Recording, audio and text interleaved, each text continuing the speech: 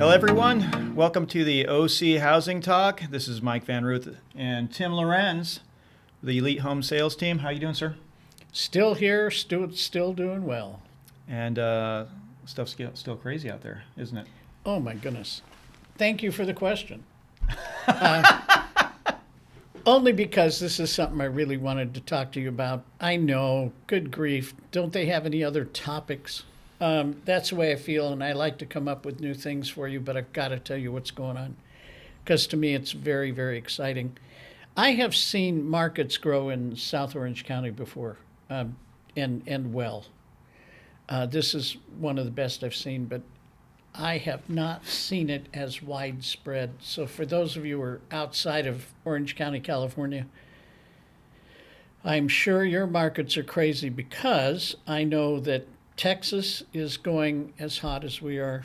I know that Nevada, Arizona, Washington State, Oregon State, Idaho, Washington, D.C., those are ones I have direct information from that have told me specifically they're growing at 25% first quarter.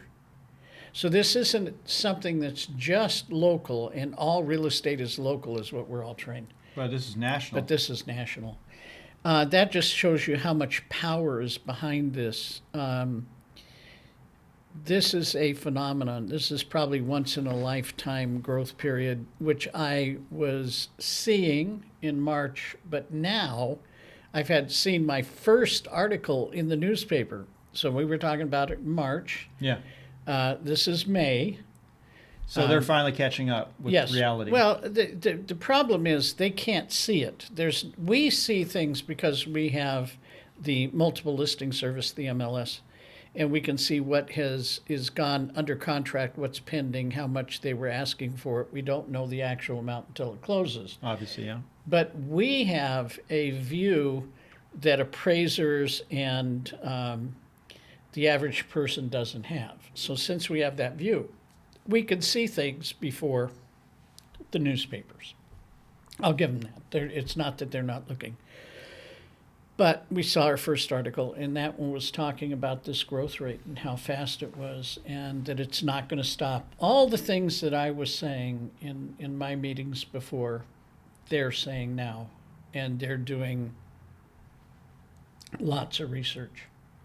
It's kind of surreal because we've been sitting back talking about this for a while now. It's like, finally, it's like, okay, and they're all excited. And like, where were you back then? Exactly. So if you were thinking about buying a property and you go, well, I've heard my friends were out there, it's really hard to get, there's multiple offers. I've even heard agents say, well, they shouldn't pay too much for a property. What's too much for a property? The argument is, well, if it's more than the appraised amount, then you're overpaying for the property, and they're going to have buyer's remorse later on. So I don't want to help them get into a property and pay too much. That's crazy, folks. The market decides what the value of a property is, not the appraiser. The appraiser verifies it. Their problem is, again, we could have 5 that are pending or under contract, and they can't see those. No, they can't use them. They can't use them, and then what happens? All those properties close.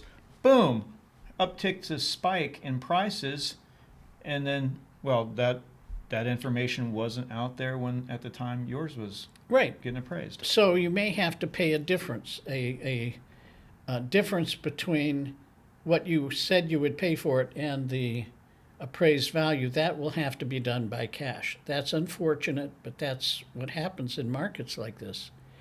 But don't let that hold you back. I had somebody, in fact, your client yesterday said, I don't want to overpay for a property. And I said, you can't do it. I don't believe, because the growth rate is so rapid. If in the first quarter things are growing 20-25% roughly, you realize the second and third quarter, second quarter we're in now, if you're not sure what quarters mean, let me help you. And I'm not making fun of you if you don't. I'm just trying to help you. First quarter is January, February, March. Second quarter is April, May, June. Then you have July, August, September. So the second and third quarters are the fastest quarters that Yeah, we they're have. the hottest ones. Yeah. And we're not even in the hottest ones. Well, could it totally collapse? Oh, really not now. The people in Southern California, one of the things they've had to worry about is our prices are so expensive compared to other parts of the country that people couldn't afford to come here. They don't know how to buy. They have to get a smaller place and then own it and then sell it, take the profit from that and get another property. And that could be a 2-year process. So people coming in, not being in the state, and having already grown equity where you can move around, it can be difficult. But I heard this weekend, which was amazing, unbelievable to me, but true. I have a good friend who sells real estate up in either Washington or Oregon. He just moved up there, and I'm sorry, I should know the difference. I do know the difference, but I don't know the city, so I don't know which state's in. And he was telling me his daughter bought a house in Boise, Idaho. Boise, Idaho is a big city for Idaho. For Idaho, yeah. But it's not a destination place. I mean, it is. It's a great place to go visit, but it isn't a big population place. It doesn't have the weather we do, a lot of things it doesn't have. I'm not even saying it's not a great place to live. I'm sure it is. But comparatively, it grows slower usually than we do. So she bought a house, closed it in January. She's from California. And by January, she thought it was too cold. She wants out. I've got to sell my house. And her dad's like, oh man, they're going to take a bath on this.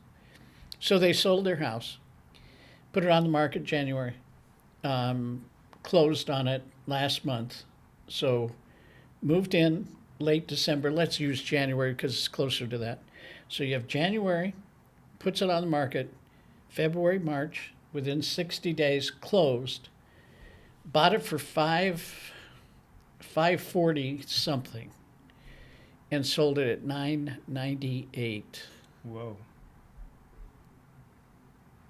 Are you hearing that? That's in a place that you wouldn't expect that kind of growth. Mm-hmm.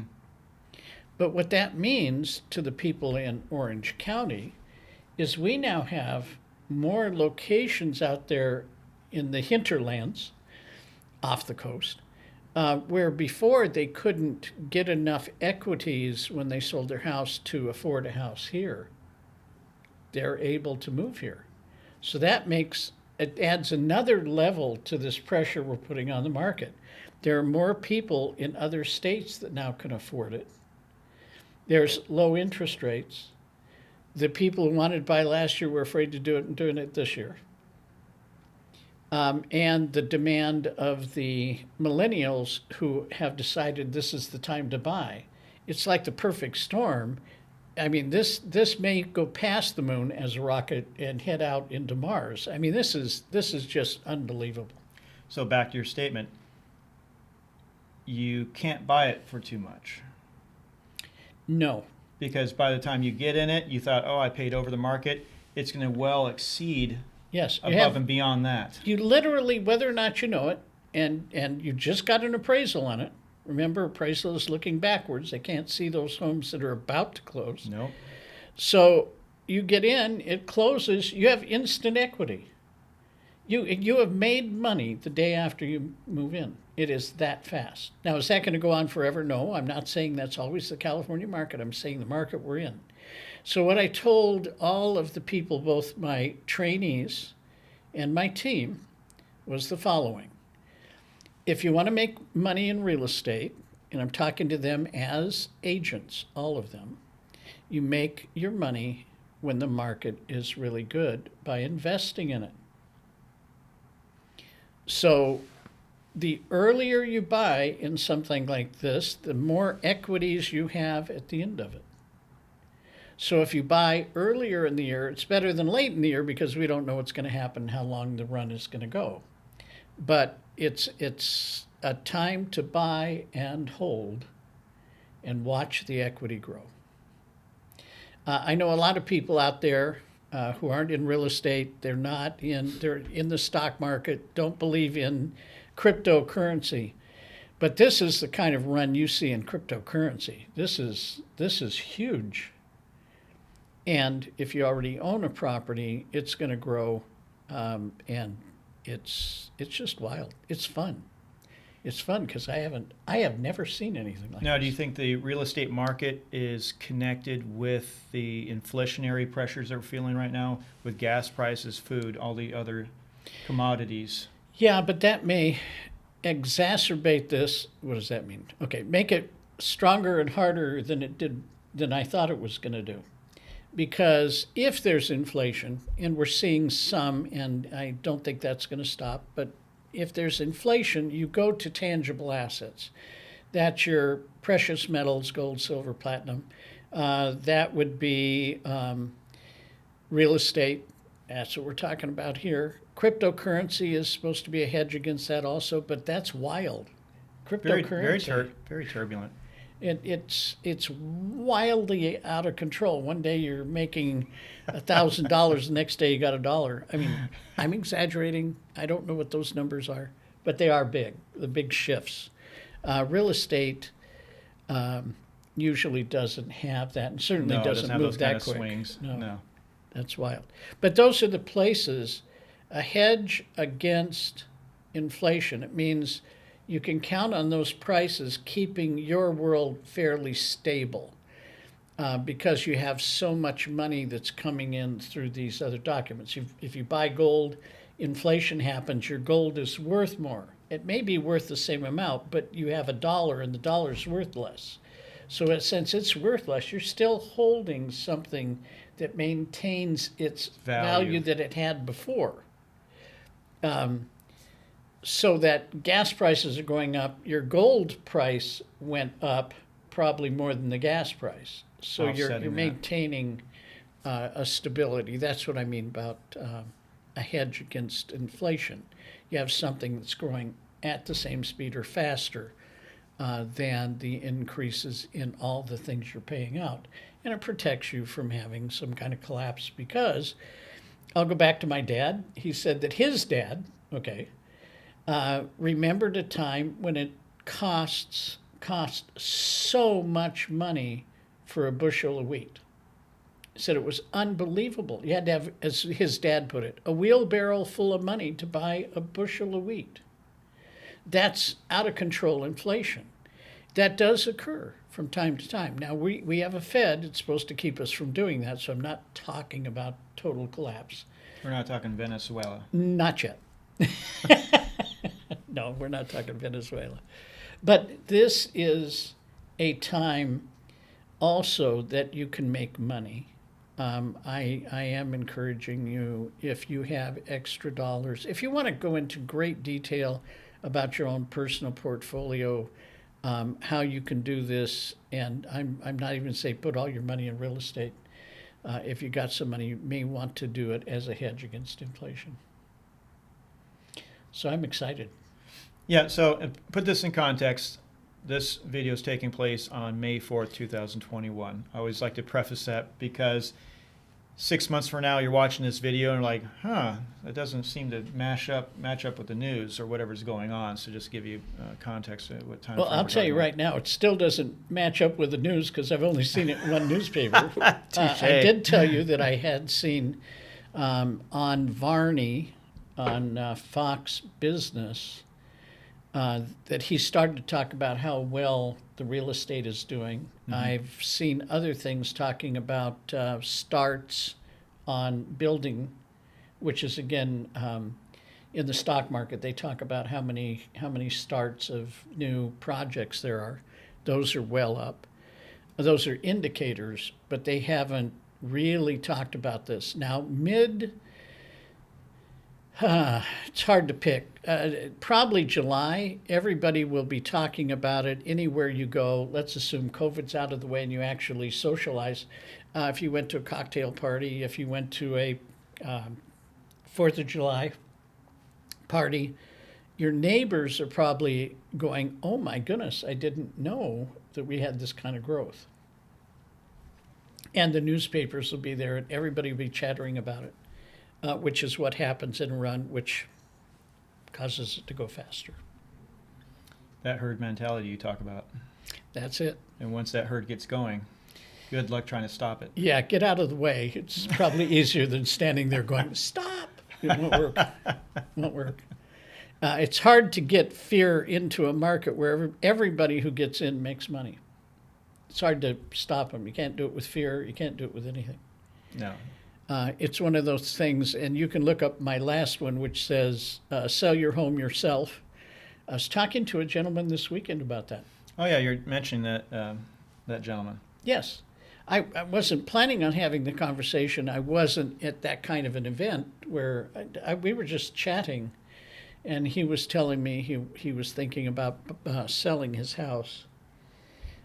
We actually ended up, for his portfolio, this isn't the ideal time. It really isn't. Why? It's a rental. It's doing well. He thought he could sell it himself, which we had the same discussion that you can go back and take a look at the previous podcast and see what I had to say about that, which is it would cost him a lot of money to do that. In the beginning, he said he didn't believe it, but then during the weekend, he wanted to get my podcast. He wanted to know more about me and was interested, because I'm not lying about that. In a market that's going this fast, trying to sell something yourself is very easy to do. You can have the buyer contact you, you can sell it, and he had 2 different people who were coming to him. He didn't know how to make that happen in negotiations to make it like a bidding war, but he thought, well, heck, I can do this, this, and this, and the agent was going to severely reduce his commission. And so he had to go back to his office, and his office said, absolutely not. Why not? Well, because it got so low that it wouldn't even cover if they had a lawsuit. You have E&O insurance, and there's always a deductible. It was so low it wouldn't cover the deductible. And I was explaining to him why that made sense to me. He thought, well, that company's really bad because they won't let them do it. You have to have... They have to make a profit and protect themselves like any other business. But that isn't the reason why not. What's the point? Do you work for free? I don't. I try not to. And if if he's willing to work for free, that's his problem. But Yeah. Well, again, in the discussion, I'm giving no names here, but in that discussion, we were talking. His person, I guess, was a friend of his and was willing to do that, but. Not a good idea. It costs you a lot to do that. So, in casual conversations, you're going to hear people in this market trying to maximize. That's the whole idea. We want to maximize the net. Forget talking about gross. Don't talk commissions. Talk about net. That's what you're interested in. People who do get into who can give me the least commission to sell my house, that guy is not the same as the one that gets you the most money. It just isn't. The person doesn't know how to do that, or they would command more commission. By the way, for those of you buying, you don't pay a commission. In case you're brand new, didn't know that. That's the seller that pays the commission. And then splits with the buyer's agent. They get the commission, and then they usually split that with the buyer's agent. So that's how they get paid. So as a buyer, you're paying nothing for that service. That's on the seller. That's on the seller. There you are. So, but it is a time period where if you're the seller, you can command lots of things that you couldn't in other markets. I would never tell you to not allow inspections, because those inspections save you from future lawsuits. So you would never want to, if you're selling yourself or if you're using an agent, to try and do it without the home inspection that the buyer's paying for, to see that the house is in good condition or where the problems are. Even if you were selling it as is, you want to allow the inspections, because to hide that or refuse inspections and then they find a problem, the lawsuit's going to say you knew it and that's why you wouldn't let them do it. So you don't want to load the gun against you. Just let them do it, and if they don't want to buy the house, there'll be another person who will buy the house. There'll be someone else. In this especially market, in this yes. It's very exciting. I love this. Anyway, I'm having fun with this, and I do have to tell you, one of our team members wrote an offer yesterday and had it go through the same day, within a few hours. Cameron, right? Yeah, Yeah. that's outstanding. So when somebody's telling you can't find a house and get it to go through on the same day, or at least the next day, it is being done. Now, that is not the usual. That is unusual. And I said, did you pay beyond the ask? He did. I'm not going to say how much because then you're going to try and hold us to every one. We can only write the offers in this market and try and guide you the best we can and get it done. But it's a race. Oh yeah, well, even myself, I'm waiting on some word this evening on a couple offers we put in. So we're crossing our fingers, see what happens. And you went over on those? Yes, we did. Yep. There is no paying list price right now. No. You might as well not even put in an offer. That's how ridiculous it is And right some agents allow you a second chance by writing a counter offer, and some just take the highest one that comes in. now. Not our strategy, but hey, everybody has their way, right? That's right. That's right. So it becomes, it can be competitive. But the one thing I can tell you is I know that my team our competitors. I was going to say is competitive. That's true. The team is. But our competitors, we like a good game and we like to win. Tim likes to squeeze every bit of blood out of that turnip. Let's wring this baby out for everything it's got. For our client. For our clients. Yes. Yes. And which makes them very happy. So It does. It does make them happy. So if you're at all thinking, don't forget about the Elite Home Sales team. Don't forget to stay on our podcast here at OC Housing Talk. And please, if you have any questions, ask ahead of time before the podcast. We'll even try and incorporate those or have one of the podcast. yeah, we can, Taylor. depend on the topic. If it's like, whoa, that's a great topic, we'll do a whole podcast on it. If you have questions that pertain to something, we'll either answer them if it has to do with loans. We have a loan person coming in and Either next week or the week after, I'm assuming. It's not set in concrete, but it's kind of juggled out there to that place. We'll see. But we are hoping to have him. I also want to have Reno in. You're going, Reno? What's that? Reno is our company's team leader. And from him, you can get an idea of what Keller Williams is and what makes them different and that kind of stuff. We don't usually do a whole podcast on that, but I'm sure he'll talk about other things. He has been very much a dynamic part of the company where we have our team located, the Keller Williams office in Mission Viejo. And you may wonder, why would you do that? Because I don't think you can find a heavier competitor than Reno. No, I talked to other agents, and well, what office are you with? Oh, Mission Viejo. Oh, you know Reno. It's like, yeah, I do. Yeah, I work at the office, but it seems like he's not just a figure within Keller Williams. He's within the real estate community, no matter what company, everyone kind of knows Reno. He is He's wildly competitive. He's a powerhouse, yeah. Yes, he really is. So you'll get to see that. You kind of understand why a dynamic, competitive team would locate themselves with a dynamic, competitive team leader like Reno. Yeah. I think that just gives you a little more insight into who we are. So we'll have that coming up.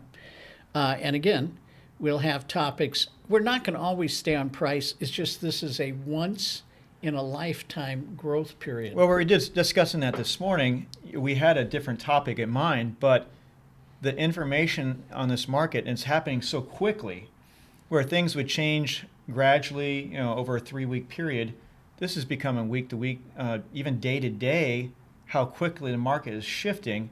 And you're like, we have to get this out. We got to get out on a timely basis. So it kind of forces us to have to kind of postpone some of those topics so we can address what's going on in the market at this point. Between, I think 3 weeks ago, I was talking about that I had my house, I had a value on my house, and it was much higher than I thought. I'm sure I said that in the podcast. It has grown since in that last 3 weeks by another 10%. It's amazing. I mean, and that was a really wild growth. So I'm 24 plus another 10. And we aren't even into the exciting part of the year. No, we haven't even hit that part yet. I can hardly wait. And like I said, when you start hearing this from your cocktail parties and the average person, your neighbors, everybody else, people are going to want to get into this. I have seen it before. Everybody's going to be in real estate, buying, investing, talking about it. And interest rates are so low, folks, they even dropped again. So if you were ever thinking about it, it doesn't get better over time. What does that mean? Longer you wait to get into it, the higher the interest rates are likely to be. The higher the value, the higher the cost of the piece of real estate. So earlier is better, but any time is good because the market's on fire. And it's no end in sight right now. None. It's going to be a hot summer. Yes, in every way possible. I think it's going to be a hot summer. But I think that that beats that to death. Yeah. One more time. Another good podcast. Again, sorry for having to not beat a dead horse because it's ever changing, but trying to give you time. It's actually alive. Just give you timely information on what's going on in the market right now, how quickly it's moving. So, but if you have any questions, you want to contact him, your phone number is 949-874-2247. Just give me a call. I'll pick up the phone. Yeah. And help you out. Down in the description section for this video will be our website as well as all the social media links for our team. Do you want to announce that you're going to have a listing coming up here that somebody may want too soon? Sorry. We can edit that. It's a time for you to go ahead and like our podcast. If you do like it, let your friends know it's here if they're thinking about buying or selling. They don't have to contact us. We don't even know that specifically who they are, right? Right. So if you like us, it just means somebody liked us. If they like us, they can get this data on how this market is moving, especially if they're very curious. And it's hard for you because you just saw the podcast. You can send it to them.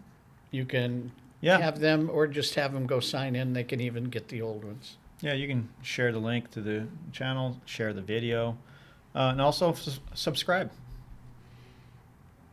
Yep.